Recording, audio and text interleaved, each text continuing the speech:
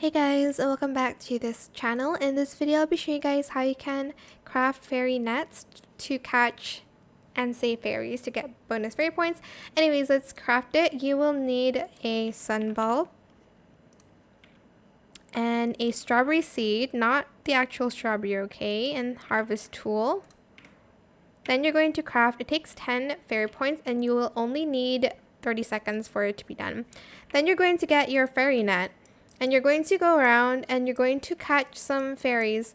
Now there are other hacks on this. So here, you're just going to kind of spam when they go back to their houses. But I guess it's required to, okay, I don't know if that worked.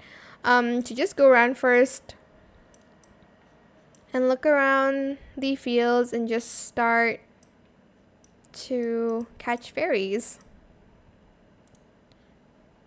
And that is pretty much it. Fairy jars are kind of useful to, I guess, buy some stuff from the fairy world. But yeah, that is it for this video. I hope it was helpful for you guys. Don't forget to like, comment, share, and also subscribe to this channel if you haven't done that already. If you have any more questions about this video, just leave it in the comment section down below. I will try my best to answer them all for you guys. And if you found this video helpful, please click the thanks button as well.